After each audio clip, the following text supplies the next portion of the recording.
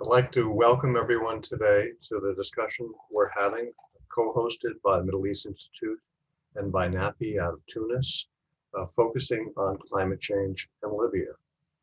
We have some true experts, people who are living it and thinking about it every day, who are going to address the wide range of potential issues associated with it. I'd note merely that Libya is 95% desert. Its people get their water from non-replenishable water from old fossil water from the man-made river, which is going to run out someday. Current estimates are maybe 60 to 100 years, but then it's gone. So Libya starts out already having to think about climate in fundamental ways, and we're going to hear more about that over the next hour. I'd like to introduce Marwan Talal. He is the co-founder of MEI-NAPI and a specialist in economic development and urban planning, who's currently a postdoc fellow at Tunis's Research Institute on the Contemporary Maghreb. He's also knows something about migration and a number of other issues associated with both development and not just urban planning, but having to think about things in an integrated and functional way across different fields. So with that, I'd like to turn to him to tell us a little bit about MEI-NAPI and its work and how it relates to the issue that we're going to be discussing today. Marwan. Thank you very much, Jonathan. Actually, I'm leading a research program on local governance and development at its Center of Research. But a few words about MEI-NAPI. MEI-NAPI is the North African Policy Initiative, is an independent, non-profit and non-partisan association based in Tunis. MEI-NAPI seeks to improve the quality of public policy in North African countries and increase the active participation of youth in their elaboration.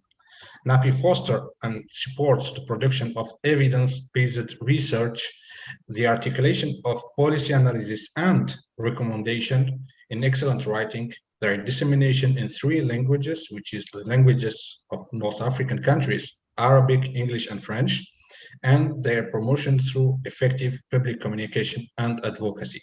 We deeply believe in MEI-NAPI that North African youth are best places to fill this void, having matured during the 10 years since 2011 uprising and their aftermath.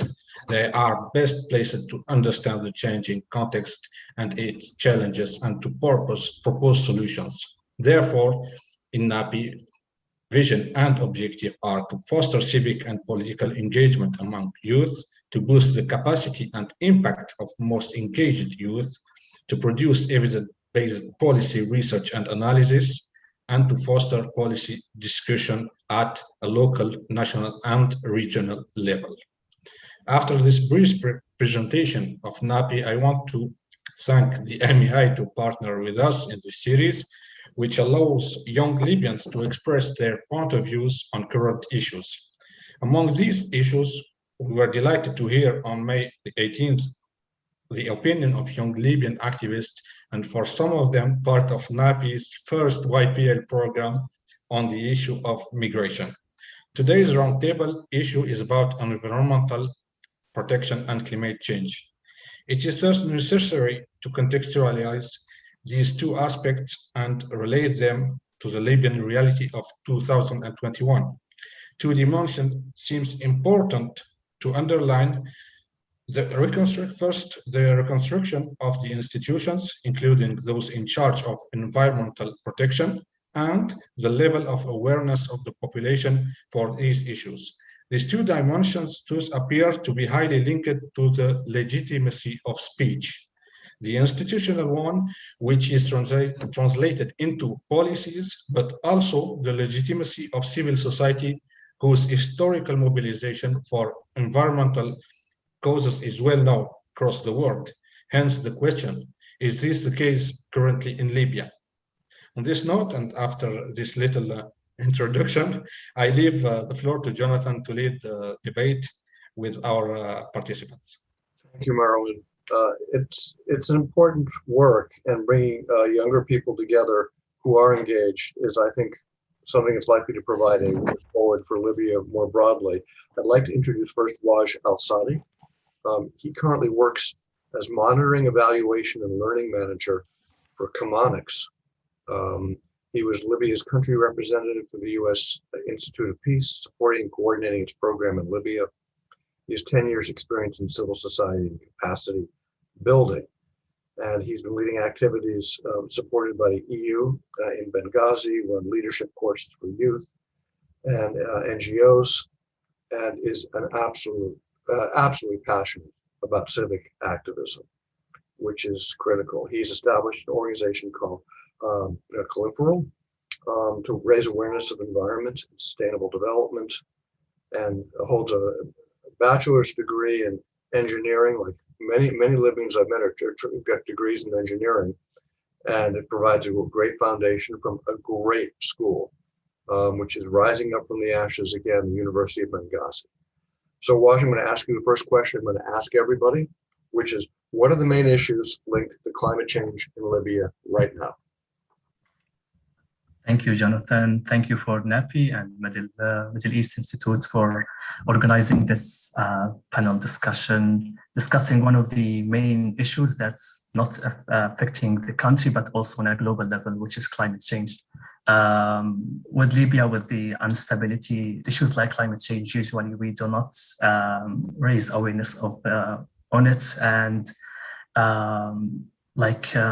the issues that I'm going to mention were significant issue even prior to 2011, and remain one of the key issues that we need to tackle or also to discuss.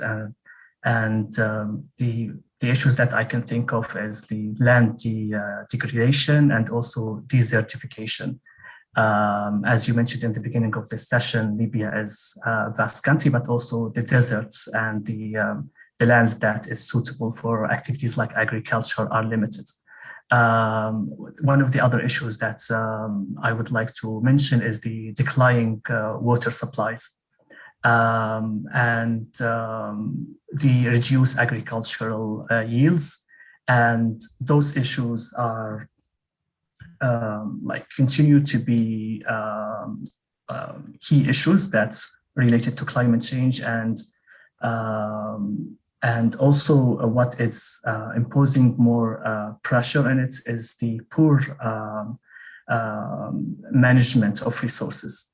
With the instability in the country, as I said at the beginning, environmental resources and management is usually neglected, and other issues in the country, such as a political scene and security, are taking more attention compared to climate change. Thank you. I want to ask the same question of Ali Ansari, who's a Tuareg and who lives in the south and has to deal with the impact of the desert, I would think, every single day out of Obare. He's a civil society activist and advisor over the last, 10, 12, 13 years. He's helped numerous activists develop plans and form NGOs. He's founded an organization called I Am a Volunteer, which focuses on environmental protection. He's works as a project officer in peace building and reconciliation, also with the U.S. Institute of Peace, and worked with activist project officer in local governance and stabilization. A person with a scientific background, a bachelor's degree in chemistry from Obare University, and a master's in environmental chemistry from the University of Putra in Malaysia. Ali, so what should we be thinking about? Desertification, agricultural yield, sustainability? Talk to us, tell us. Yes, the most issue that environment face in the south is desertification and drought. It's worth to mention that in the recent past, Fazan has a good vegetation cover, which is representative in mega agriculture project, because in the past regime, Gaddafi regime, the Fazan region has considered as an agriculture basket for all the Libya. There is a mega agriculture project, which means big agriculture project, represent the vegetation cover as well as the windbreak trees. But because of the war wars, I mean, and the instability, and actually the long power cuts hours and the lack of fuel. I'm sure that you know about the fuel and cooking gas crisis in the south. So people just go this approach and cutting, obsessive cutting of trees and the windbreaks to provide the fossil fuels, which is simply it's a coal or charcoal. Use it in the as an alternative to cooking gas. So this is cause a great damage in the vegetation cover. So that's why that's where the idea of I Am a Volunteer came, actually, to raise awareness and to highlight this problem that and try to get attention of the authorities to this catastrophe. I mean environmental catastrophe. Okay, more to discuss. Malik Altab, who's currently in Paris but also spends time in Tripoli, who's from Tripoli, is an analyst, writer, and researcher, environmental policy master's graduate from Sciences Po University in Paris, graduate of the North African Policy Initiative's Young Policy Leaders Program, of NAPI's Young Policy Leaders Program, during which she researched and wrote a policy paper on local agribusiness developments in Tripoli. She's a member of the Libyan Youth Climate Movement, LYCM, and also the Association Sciences Po pour l'Afrique. She's a writer, has contributed for different domains and magazines, including Sisterhood Magazine, Al Fusaiq, Libya's Herald, and Anuta Magazine. And Malik, we're delighted to have you here. Tell us what you think about environmental change and Libya. First, thank you so much for having me in this session, and I'm looking forward to all the discussion and points that we're going to raise. But first, if I am going to think about issues that are directly linked to climate change in Libya, and earlier, Jonathan, you mentioned the Great Man-Made River Project. A major environmental concern in Libya is the depletion of groundwater aquifers. And these aquifers have been used by the Great Man-Made River Project since the early 1980s. And it is considered the main source of water in Libya. But since 2011 and after the revolution, we can clearly see an emergence of a water crisis, water shortage due to long power cuts, and also due to the political and social instability. Now water is at question, and this project is at question. So, and also the overuse mainly in agricultural development, causing salinity and seawater intrusion into the coastal aquifers. So Libya's agriculture relies heavily on irrigation, but now we're talking about limited renewable water resources. We don't have a sustainable water resource that we can actually ship to if a problem rises. And that, coupled with the harsh climatic conditions and poor soil, this leads to severely limited production. And also, I think, of course, the oil sector, or as I would describe it, the oil curse, and the emissions from this sector that have been occurring since the oil boom. And now, since 2011, we have long power cuts, and the oil sector is directly linked with electricity generation. And now with that comes the role of generators, and people are using generators powered by naphtha or gas. So this raises a lot of concerns today on the air quality, for example, and also, as I mentioned, agriculture and water availability. So it's not just water. There are broader environmental issues in Libya, even though we think of water first. Yeah. But sustainability for water is a very, very big issue. Mohammed Al-Shiki, who's in Benghazi, is Libya's official delegate at Youth for Climate and the pre-COP26 ITA in Milano. He's the founder of the Climate Gap in EOB organization and a semi-final juror at the Inspire Alley Award. He's worked as a project and event manager at the International Academy for Training and Development, site architect at MEI-NAPI Group in Istanbul, holds a BA in architecture from Altinas University, as a climate activist focusing on involving youth in international events and decision-making procedures to tackle climate change and fight for a better future. And I hope he succeeds. Mohammed, tell us what else we should be thinking about on climate change in Libya. Just play off what we've all said so far. Thank you, Jonathan, for having me here and for being in this session. I would start that Libya have really considerable obstacles to tackle climate change since the 2011, and we have many issues to focus about it, starting from water management and transitions to the clean energy, but some other things which is more important, the coastal zones and the urban cities in Libya.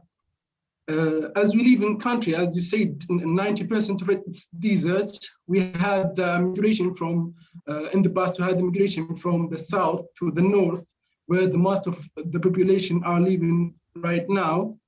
The coastal cities are impacted with the climate change by the floods, storms, and also by the sea raise levels.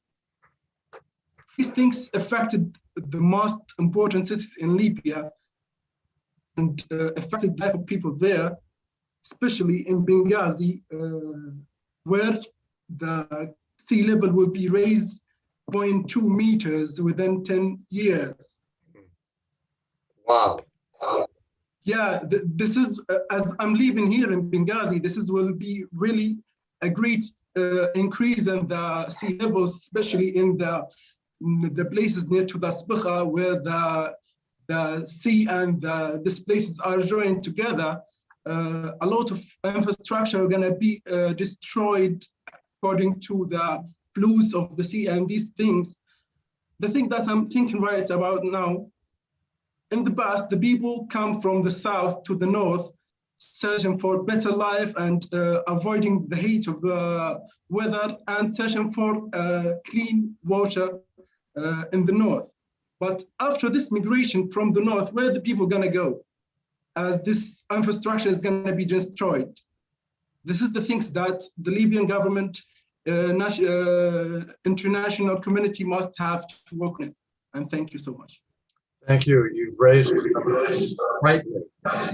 frightening concerns about the future, and clearly political systems are slower to act than they should be. Wash, you're an activist.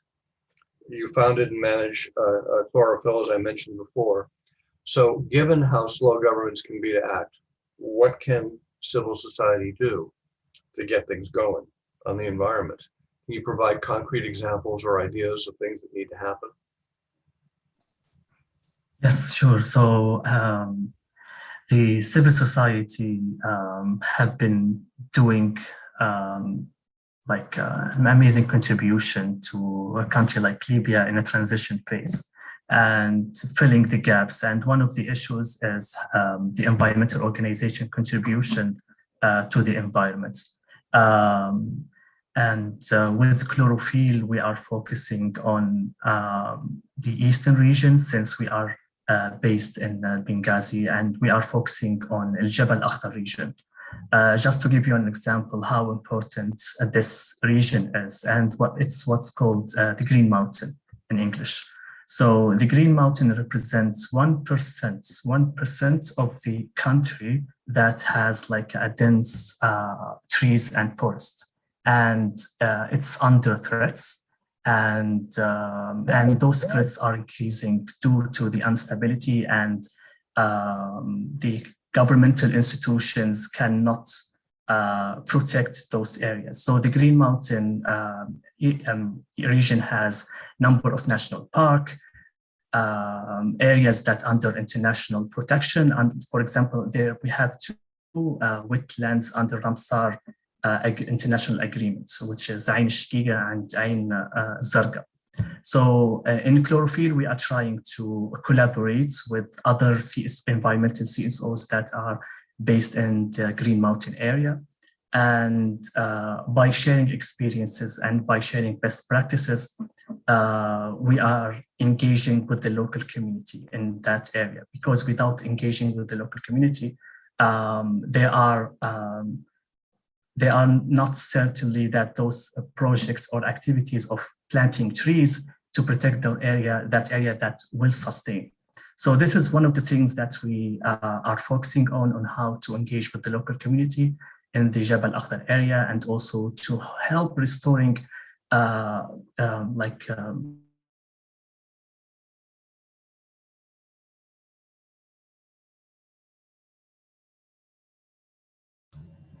Waj, you've frozen for a moment. Hopefully you'll be able to come back.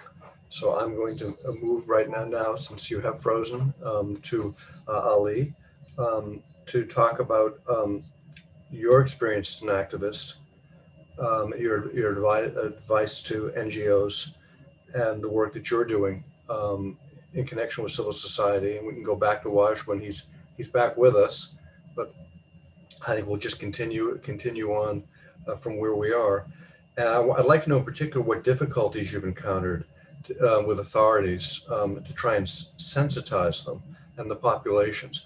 Where do you find the obstacles to getting people to focus on these things, and how do we get past those obstacles? Ali, you could get off mute so we can hear you. Thank you. Yes, the major point actually we should work on is raising awareness. We started this rising awareness with afforestation campaign, which is encouraging people to plant more trees. And just to highlight this a problem, but actually the desertification and drought is linked directly in the south with the electricity, because we don't have the surface water. We use the underground water, which is simply need electricity to have a water to water the plant itself. So we're trying to even to raise awareness about using the alternative power solutions such as solar systems. And I think now Taqarub, which is sponsored by USAID, doing a very good job on this from this aspect.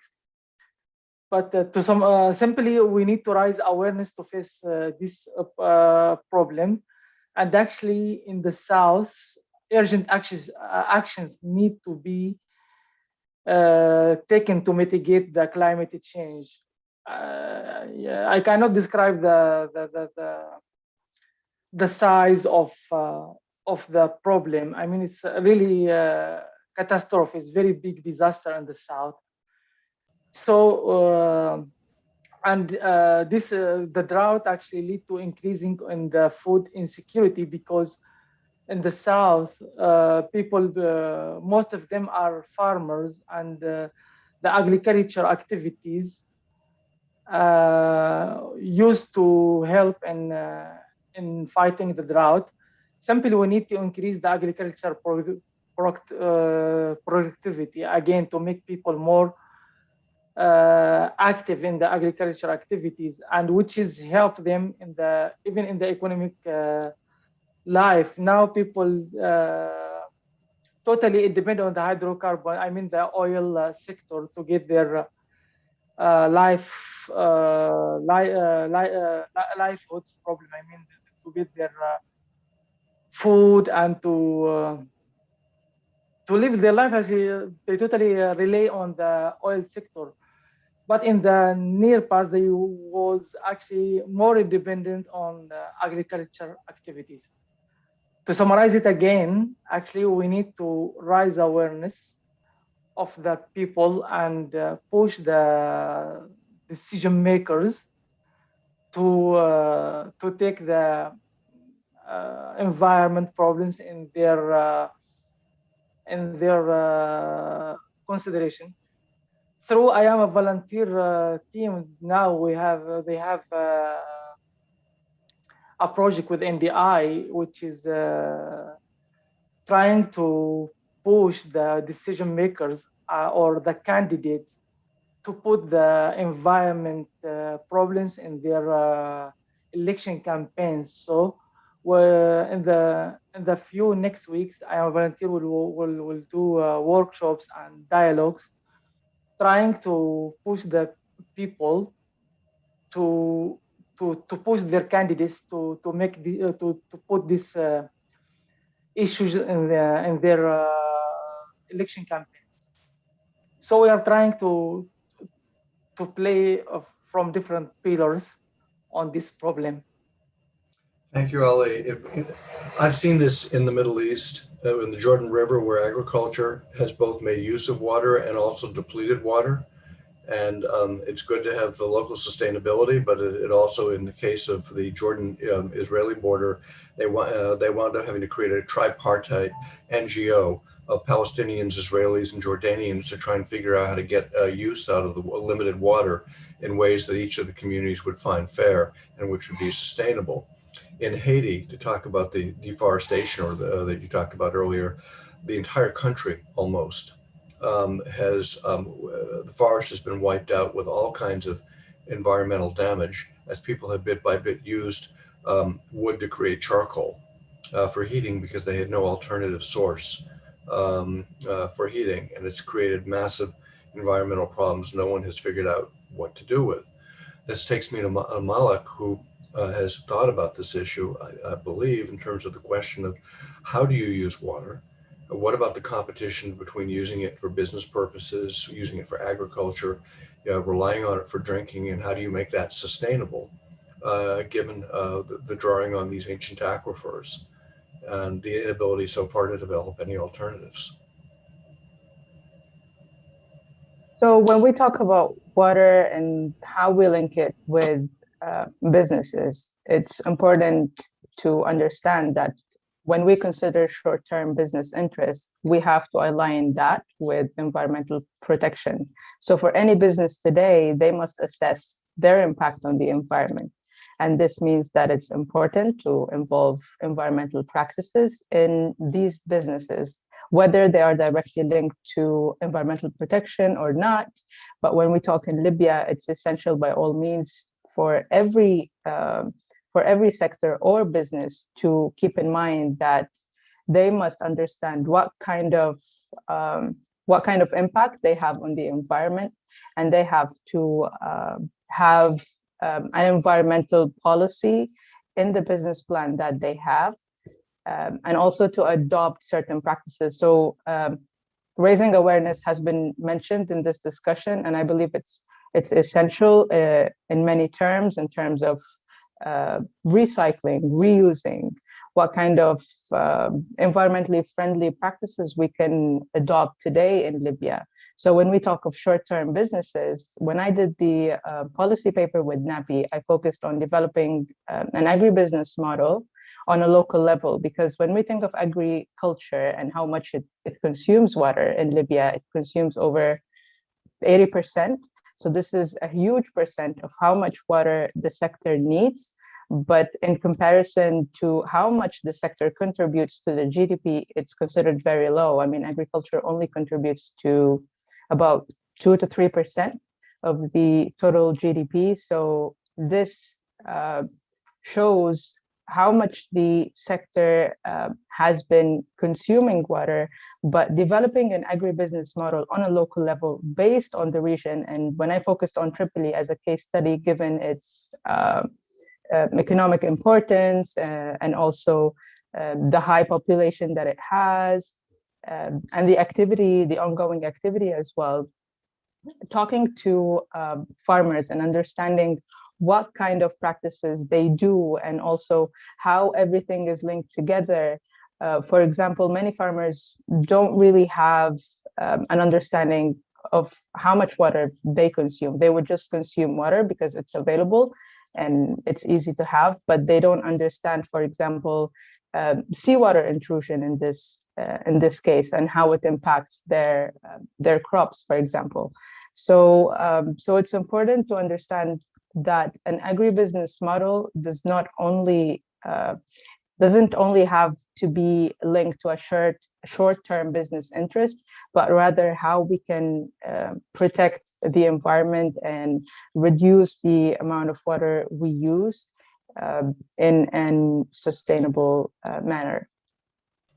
Yeah, this is something that's a problem really all over the world. It's a problem in the United States and California, where ancient aquifers and rivers have been drained and whole areas are at risk of not having enough water, as well as some desertification that we're running into in the United States.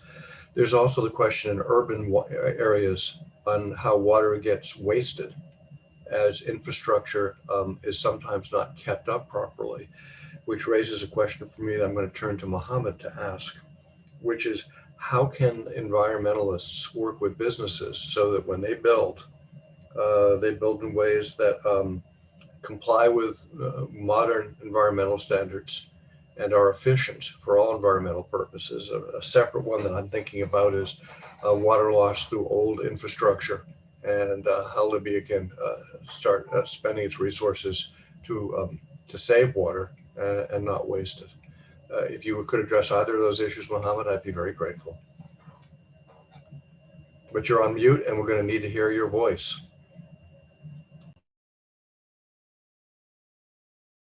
Yeah.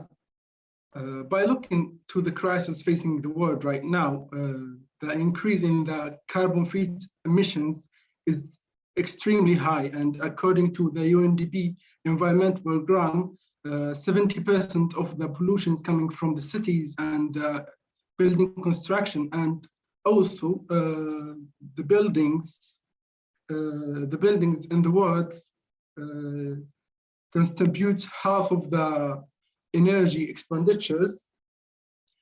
Responding to this, we need to work together, investors, businessmen, and the local, as much as the governments. But in here, in businessmen and the investors, they have two ways to work with it. I'm going to talk about the infrastructure and the urban design in that section. The investors can work with investing in finding new materials for the buildings. For example, agreeing with the architecture companies. Some architecture companies must adopt the climate change mitigations and adoptions, and use this useful data from the international community to work as for example, REBA does, or the AA does in the United States and the UK. A lot of things can be done as an urban designer, working with business means to make them, convince them by using solar power in Libya, especially that this things is really expensive right now. But if we look for long terms, it's gonna be cheaper than using the normal electricities in the buildings or in the statement projects. Also, sometimes we look in another way in the country. In Libya and here, we have really bad market started maximum 3 years ago. We called in here the carbon market. It's a car is just arrested, taken from the car, and some businessmen that's investing in this part of the investment, and this is really affecting the lifestyle in Benghazi and Tripoli, as well as the other cities. And thank you. Thank you. On solar, I talked a while ago to Mr. Sanala, the head of the NOC, and the NOC is interested in figuring out how to increase the use of solar panels and solar energy in Libya. It's not something that they've been able to get to very much yet because they've had a lot of other challenges. But the potential of solar panels to take advantage of desert heat to provide low carbon electricity could potentially be very helpful to Libya, it seems to me. It might be one part of the solution. I don't know how to think about desalination properly, but it seems to me if you combine solar panels with desalination as the power source for desalination, that might be a way that is overall environmentally positive for the country. The idea of preserving Libya's forests is, of course, a fundamental one. And Wash, I'd like to go back to you. You got interrupted as you were responding before, but I'd like to talk further about what the government can and should be doing in connection with preserving Libya's green space or increasing Libya's green space. And then to what extent internationals should be pressing or can be helping as well, in addition to domestic Libyan institutions. Wash? Yes, thank you. So for the point that I was mentioning earlier, it's about the role of CSOs. So the bottom-up approach, the effects of the CSOs and local initiative is limited, without any support from the government on a national level or like bigger projects. Prior to the uprising 2011, Libya had joined large number of environmental agreements, but with the lack of effective policy and strategies after 2011, the implementation was poor. So therefore, the role of the governments toward issues such as climate change, environment, and putting a long-term or at least 5 years plan was not effective. So there are some positive indicators with the recent the government of national unity. They formed a Ministry of Environment. So this opens door for the reinforcement of policies and also strategies in collaboration with international institutions. And one of the positive results that we saw recently is Libya is signing the Paris Agreement.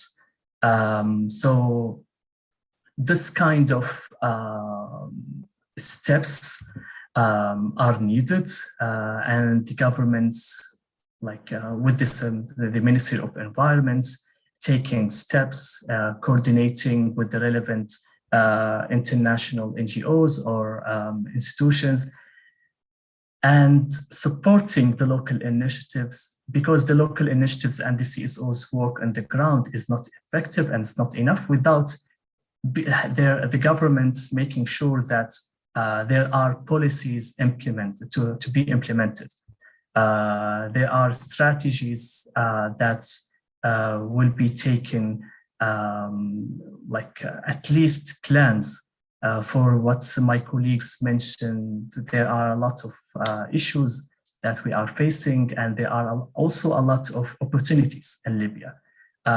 It's not all dark. There are some positive things that as a country in Libya and the government can do. And we are hopeful with the forming of a Ministry of Environment, even if it's not in this government, because they have some kind of short mandate, but at least there are some steps are taken. So very quickly, for 2022, when there's a new government and a good, solid, a clean government that's effective and popular and is ready to go, what are a couple of the positive direct things that you would like to see the Ministry of the Environment put into place? One of the things that they need to focus on a national level, because there are regions and each region has its own challenges and issues regarding the climate change. As Ali said, there are projects in the south that can create an economical opportunities. The issues of water, desertification. In the east, there are also issues, and the west. So this is one of the things that collaborating and working on a national level. The second thing is making sure that the policies that we have agreements, we have policies, like pushing and making sure there are policies are implemented, and it's not only on paper. Working with local stakeholders, working with municipalities, CSOs, this kind of collaboration is needed to tackle the climate change issues and priorities in Libya.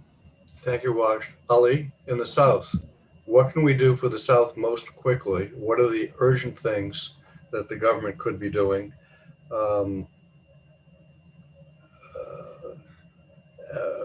What are the issues? I know it's got to be drought, the impact of temperature and drought. How do you combat something that is so big, that is just such a gigantic issue? Yes, actually, the main point that the government can work is water sources in the south, which is underground water. They need to make a very good comprehensive plan that to manage those sources and to try to reach a level of sustainability of water. Then the people can do their agricultural activities, which will enhance the vegetation cover and vegetation. I'm sorry, and maybe can encourage them to do more farming stuff and agriculture. So simply to summarize, the point is to focus on the water sources, which is 90% is underground water, to make a policies that or maybe a plan to how to use them in ideal way. Another thing is maybe they can impose strict policies and rules against that people cutting the trees randomly. So maybe this they can issue a new policies that can prevent or stop those people. The last thing, maybe I'm highly recommending the decision makers to include environmental solutions in their election campaign. Maybe that can raise awareness of people, and maybe the competition to win the seat maybe can give us high expectation in environmental changes on the ground. Let's hope we can make some progress there. Malik, your thoughts on what the government ought to be doing, and Yes, how you get things that are not sustainable and make them sustainable. yeah. So, for example, we've been talking about water resources and the water issue. I think it's essential for the government to think of ways to improve water infrastructure, whether in rural areas, and also how to better manage these water resources. So when we think of water, the fact that we depend on, or Libya as a whole depend on groundwater aquifers, has solved the problem for a good amount of years. But now we think of the government must keep in mind alternative resources. For example, we didn't mention desalination. The fact that the majority of Libyans live in rural areas, how the role of desalination can further be adopted in the plan of the new government, and how they can use this to actually have a sustainable water resource, given the location, given the impact it has on the environment, and so on. So we can further no longer exploit the groundwater aquifers we have, and also how to activate the role of wastewater treatment facilities. It's essential to mention that wastewater treatment facilities can be used for irrigation. So how can the government further implement these two as solutions to further tackle the water scarcity issue in Libya? And I think if these are adopted, they could highly have a positive impact on the population. It seems to me that an engineering review that looks at the use of water in urban areas to see where there may be leakage, simply loss of water and waste of water, is another thing that could be very valuably done, given that it's been at least a decade since there's been any real work on this, and there's got to be growing inefficiencies and Indeed. wastes as part of the problem. Mohammed, what do you want the internationals to do? You know, there's only so every country's connected to one another. Libya has been afflicted by bad internationals doing bad things, making Libyans' life harder.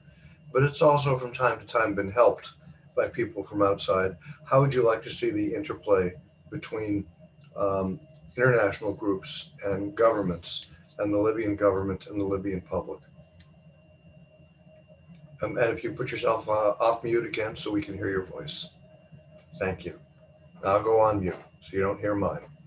Sorry for that. Firstly, I will start by speaking about how the government and the municipalities should to contribute to the climate change in Libya. The government and the municipalities should start by doing roundtables and discussions, youth delegate programs, and even youth council programs to engage the youth and indigenous people in the decision-making process. And the other hand, the government should give the data needed for the cities and municipalities to work on the climate change issues that facing the city itself, with whom they will work with the indigenous people and the youth, so they can find better solutions which coming from the people that they are impacted by the problems. International organizations and the international community can also help the cities. An international organization like C40, which is supporting the cities to collaborate collectively with giving them the knowledge and sharing meaningful and measurable sustainable action on climate change. Also, there is another thing here in Libya. As we know, during the 10 past years, the youth take the responsibility to face the climate change by themselves in non-government organizational and in the private sector as well. But now, after the Libyan government reassigned the Paris arrangement, they have to start thinking about writing their national contributions. And in this time, the opportunity for youth and indigenous people, it's in high level that they can be part of this writing, and they can give their opinion and the facts that coming from the life of them. Also,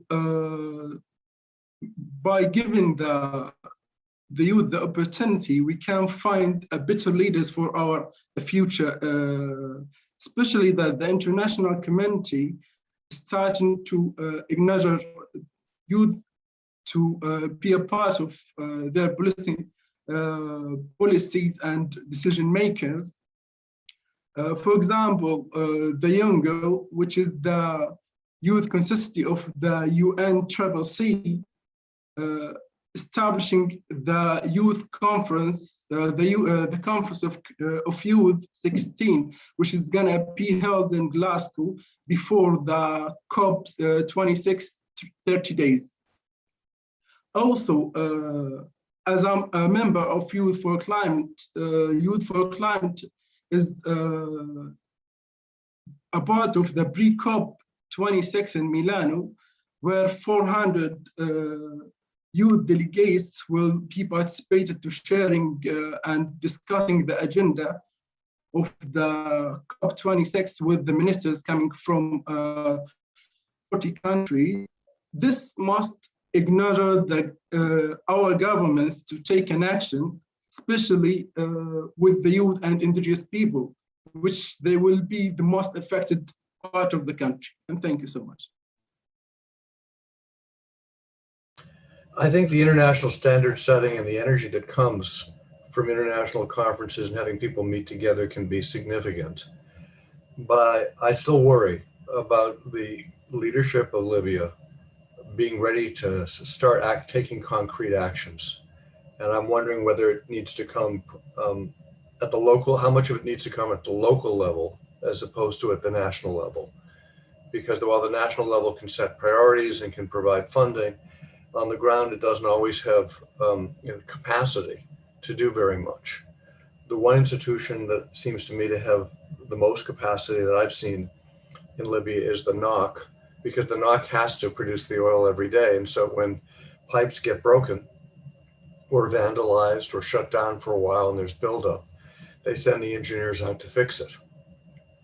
Even with all of the energy of the NOC, production's down from a little over 2 million barrels a day to about 1.5, 1.6 at maximum right now because of the deterioration over the last decade. I suspect that there's been similar deterioration in the giant constellation of pipes that constitutes the Great Man-Made River. And I don't know to what extent there have been enough surveys, studies, and preparation for maintenance of that and recovery of that so it produces maximum efficiency. I also know that even in the most developed countries, there's way too much water waste and insufficient transformation to address what climate change is doing. You talked about the sea change that could affect Benghazi. There were whole sections of New York that essentially got wiped out by a very large storm a few years back.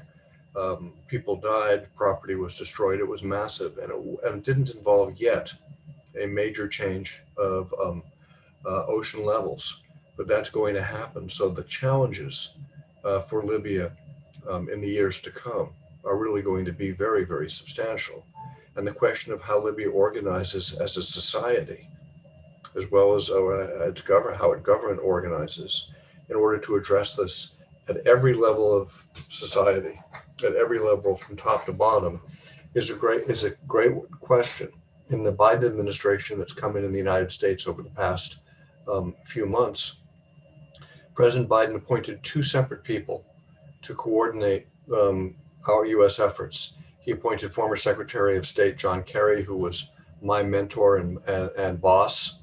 I worked for him for over a decade as his counsel, first in the state of Massachusetts and then in Washington, long before he became Secretary of State, is now coordinating U.S. international efforts.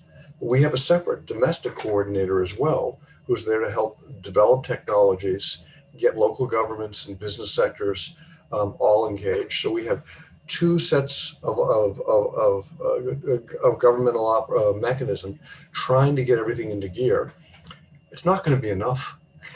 It's no matter, it's not going to be enough, but we have to do it. You have to start somewhere, and you have to start driving society. And when people start adopting these things, as Malik has talked about, as a matter of course in their daily business operations, as part of the what, and as Mohammed has talked about as well, as part of what they're doing, every time they build, every time they design, every action they take, is going to be necessary for us to make progress in any country. I've seen some of the worst environmental disasters that I've ever seen. Again, I've seen some in the United States when we had the giant oil spill in the Gulf of Mexico. I've seen them in the Middle East along the Jordan River, and I've seen them in the entire western end of the island of Hispaniola, where Haiti is, as a result of environmental neglect. It affects electricity. It affects people's access to water. It affects sustainability of agriculture. And if you've got water and electricity and agriculture all affected, you got very serious trouble. So the work that each of you are doing is, from my point of view, fundamental to Libya's future. And I hope that you will find worthy partners, both domestically and internationally, as you move forward. Would anyone like to speak? We have about 5 minutes left of our allotted time, and I want to invite each and any of you to say anything further about what we've just talked about, or anything else that's on your mind, before we say goodbye to our audience and this session. I've learned a lot, and I'm very grateful to each of you for what you're doing, not just what you said. Thank you, Jonathan. I just want to add something and some ideas to share with you. It was a very interesting debate and I learned a lot of information about Libya. I just want you to keep in mind, each one of you in the topic that is related with his passion and engagement in environmental issues. It's about the circulation of environmental protection models from international community and try to be applied on in Libyan and on Libyan territory with Libyan population, which is not familiar with these relatively new concepts. And I wanted to think about that in terms of acceptability.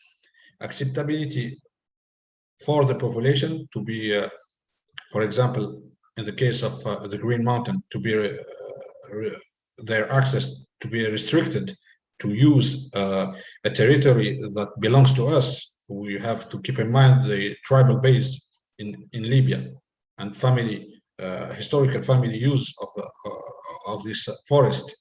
But also we have to think about acceptability by institutions which are not familiar with the democratic way to deal with environmental matters, like participative governance and taking decisions collectively with the users or with the affected by these new policies whispered by international NGOs or international community. So in North African country in general, we face, this is the point we reached when some actions are implemented and many others are not implemented and could not be implemented in a very short future because this acceptability matter. Right. We all have cultures and traditions that can be helpful in some contexts and not helpful in others. It's what makes the world, one of the things that makes the world such an interesting place. Everybody's got their local interest, and the local interests are legitimate, but they're not always as creative as they need to be to deal with change. I want to thank my colleagues at NAPI for putting this group together. Marwan, I learned a lot, and I'm really thankful that we were able to do this. Thank you, Mohammed. Thank you, Wash. Thank you, Ali. Thank you, Malik. This was really of great value to me. I hope our listeners have gotten value from it too. It'll be online, so more people can listen to it over time and learn from it. We're going to follow up with another event soon, focusing for me, one of these other central issues for Libya, which is how it builds its economy from here, diversifies from oil, creates opportunities for its youth, moves ahead with technology, and does it in an environmentally smart way, among other things. The good news is Libya has a lot of engineers and a lot of very bright people who are ready to work. The bad news is that the governmental institutions so far haven't been as equal to the task as they need to be to move the country forward. But that'll be our next event as a joint NAPI MEI roundtable. And I'm grateful for this one. Thanks for everyone.